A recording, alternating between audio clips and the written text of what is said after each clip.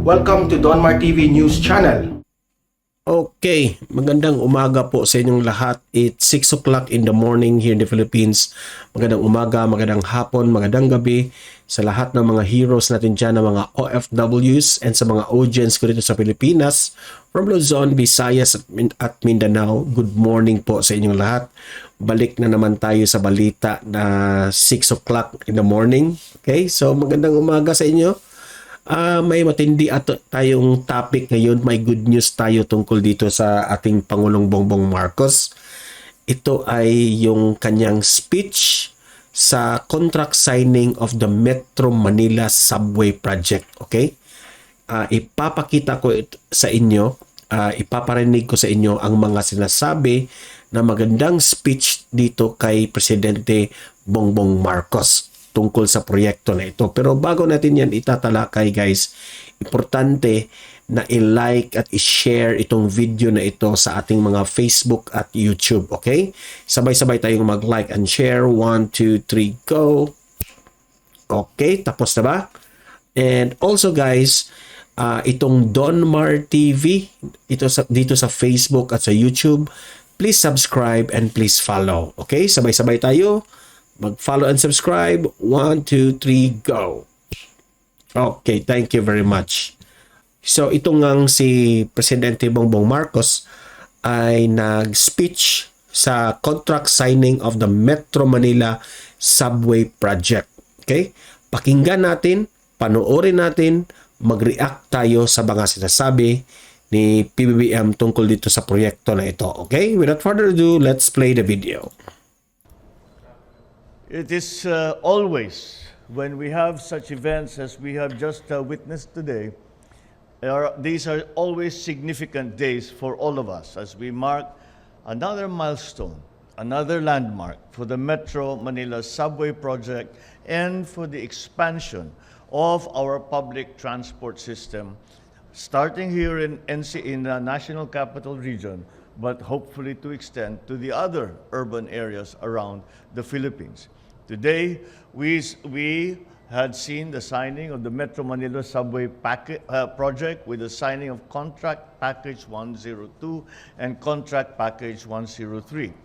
So meaning, maraming pinirmahan itong si Presidente Bongbong Marcos na mga subway project. Dito, yung mga kababayan natin dito nasasakay dito sa subway project at ito ay malaking bagay na makapagbawas ng traffic natin dyan sa Metro Manila. And this is a good news. Congratulations Metro Manila, congratulations PBBM, yung mga mayors dyan like Mayor Belmonte present. Congratulations sa inyo sa mga government officials na involved dito sa proyekto na ito at congratulations Bansang Pilipinas. Mabuhay tayong lahat. I am one with the Filipino people in anticipating the eventual realization of this extremely important flagship project, which, once it is completed, will significantly reduce travel time between Quezon City and Pasay from 1 hour and 30 minutes to just 35 minutes. And we quote often just the travel time advantage that this will bring. But it is not only that. The volume of traffic that a subway or a railway can take as compared to a highway or a road is significantly higher because it is regular, there is no traffic, and it is scheduled. And so people can hope that it is a reliable. We hope to reduce the terrible sight of going home at midnight along EDSA and still seeing people waiting to take the bus. That is the advantage of what the subway will bring. They know that they can always go to the subway station and there will be a train coming along in a few minutes. That really, for me, the cut, of course, in travel time is also very important, but still, it is to reduce the uncertainty as to when we will get home. We will reduce the terrible So meaning ang ibig sabihin ni PBBM dito guys na malaking tulong itong subway kung meron kang mabilisan na to reduce the time, no? So mag-subway ka na, no? Para may pupuntahan ka, eskwelahan ba yan o ano bang trabaho mo, nurse ka ba, hospital ka ba?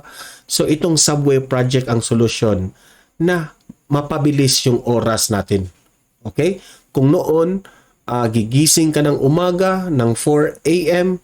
dahil dito sa subway project na ito, pwede ka nang gigising at 6 o'clock in the morning para magtrabaho ng 8 o'clock. So, ganun ba? Magre-reduce yung ating mga trabahante natin, ng mga workers natin. Which is, ikaw, if ma-reduce natin, hindi ka na gigising ng umaga and you are well rested. Okay? Makapagpahinga ka ng mataas. stories that we hear of people who do no longer see their children because they come home at the 1:30 in the morning and the children are asleep. They have to wake up at 4 o'clock in the morning to get back on the bus to the fight with the traffic coming back to work. And that the subway and all our public transport systems will be able to help and to remedy. So the quality of life in the city should improve significantly. It is also projected to benefit more than 500,000 passengers per day, from as far north as Valenzuela to as far south as Parañaque, easing the flow of people, of goods, of services around Metro Manila. Once the MMSP is fully operational, we envision that millions of jobs as well as opportunity will also be created following this seamless transport system.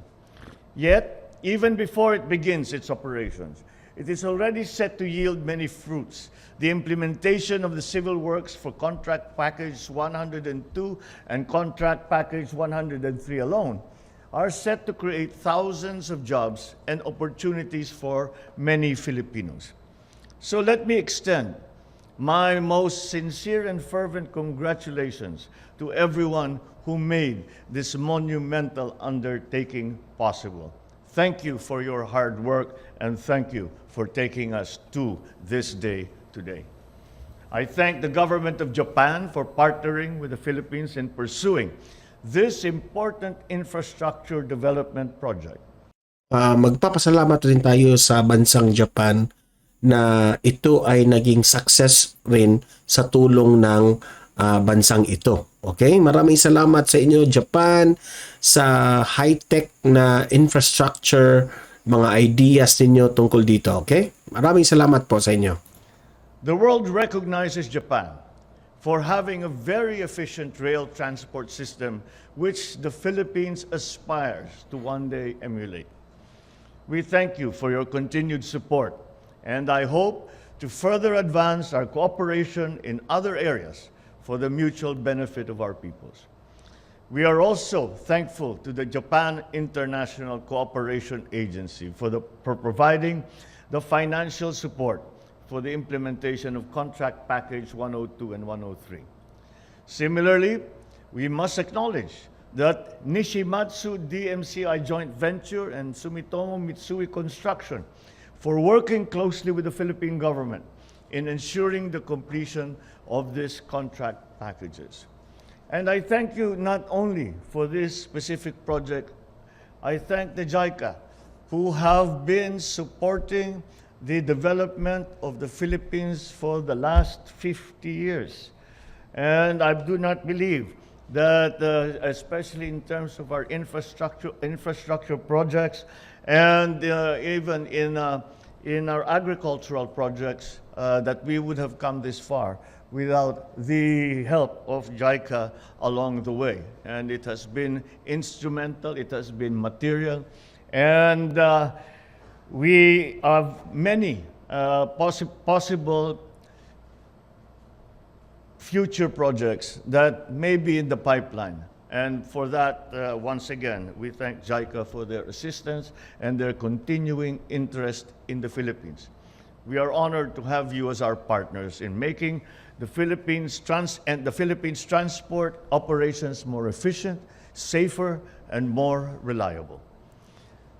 And the Department of Transportation has made possible the signing of these contract packages.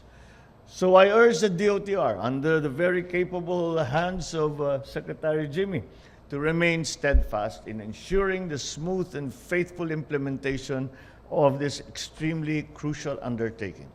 The signing of these contract packages is a clear demonstration of this administration's commitment to pursuing big projects, big infrastructure projects that will foster growth and revitalize the economy.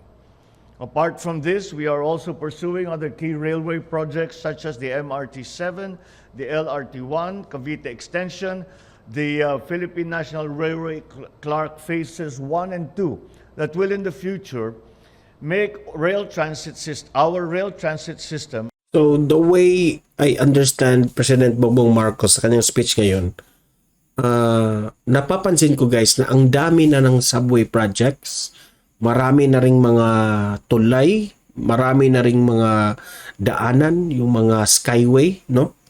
So talagang dahil dito guys ay uunlad talaga ang Pilipinas. Mabilis na ang ekonomiya natin dahil sa kapag maraming mga ganitong proyekto ay mapabilis rin ang mga businesses at bibilis rin ang ekonomiya natin, no? At lalaki yung economy ng Pilipinas dahil dito. Okay? Yan lang naman eh. Diyan lang yan umiikot lahat, no? So magpapasalamat rin ako kay PRRD, President Rodrigo Roa Duterte, dahil sinimulan niya ito itong mga proyekto na ito na ipinagpapatuloy ni Presidente Bongbong Marcos. Okay? So talaga guys, patuloy na itong mga magagandang balita tungkol sa mga proyekto na ginagawa ng ating mga leaders, especially itong si PBBM, at na ipinagpatuloy nga yung mga proyekto ni PRRD. Okay? Well, here, patuloy pa natin itong video na ito. A more viable option for our commuters. We owe it to the Filipino people to build major roads and critical infrastructure that will not only spur progress and social change, but also promote interconnectivity, ease traffic, and reduce travel time. With you as our partners, I am confident that we can move full speed ahead towards building better and more infrastructure projects for the Filipino people.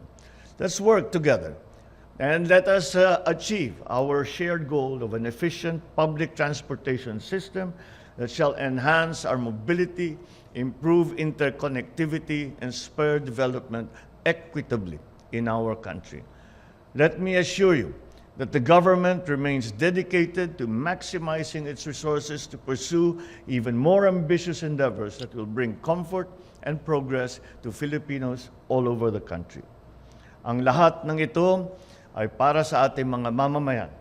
Sama-sama nating isulong ang mga ganitong klaseng proyekto para sa lahat ng Pilipino. Maraming salamat po, mabuhay kayong lahat, at magandang hapon po sa inyong lahat. Ayan. Thank you. Tuwang-tuwa ang mga nanonood dyan sa narinig ang speech ni PBBM. So mag-comment tayo. Unang-una, gusto kong magpapasalamat kay Presidente Bongbong Marcos dahil sa pagpirma ng mga proyekto na ito, subway project, no? Nakakatuwa, no? I feel proud to be a Filipino na meron tayong mga proyekto, merong darating na mga magagandang proyekto na kagaya ng itong subway project na ito. At magpapasalamat rin tayo kay former President Duterte. Sinimulan niya itong build, ipinagpatuloy ni Presidente Bongbong Marcos. Malaking bagay ito sa mamamayang Pilipino na alam ko kapag matapos itong subway project na ito, this will benefit us all. Okay? Good news talaga ito. Maraming salamat dyan sa lahat ng mga government officials dahil involved dyan, mga mayors. At ayan, matutuwa ang mga business owners, no? Maiiwasan na natin yung traffic na noon sa panahon ni Pinoy, sobrang traffic. Now, nang dumating na itong si former President Duterte, ay lumuwag yung traffic dahil nga sa maraming skyway na mga daanan. Ngayon naman, si PBBM, mga subway project naman, at ipagpatuloy pa rin yung maraming mga daan na mga malalaki, no? 6 lanes ba yan? So, patuloy na yan. Luluwag at luluwag na yung Metro Manila sa mga traffic na yan. Okay? So, nakaka-proud guys. So kayo, libre kayong mag-comment, mag-react tungkol dito sa mga ginagawa ni Presidente Bongbong Marcos. Okay? Babasahin natin yan sa comment section. Ano ang masasabi nyo sa good news na ito na ginawa ni Presidente Bongbong Marcos? Okay? So guys, importante na i-like at i-share itong video na ito sa ating Facebook at YouTube para kakalat itong good news na ito sa taong bayan. And also, please subscribe and please follow Donmar TV sa ating Facebook at YouTube para lagi kayong updated sa mga good news na mga ginagawa ni Presidente Bongbong Marcos. Okay? And as what Vice President Inday Sara Duterte said, mahalin natin ang Pilipinas. Okay? Guys, see you in my next video. Happy Monday sa inyong lahat. Have a great day and God bless everyone.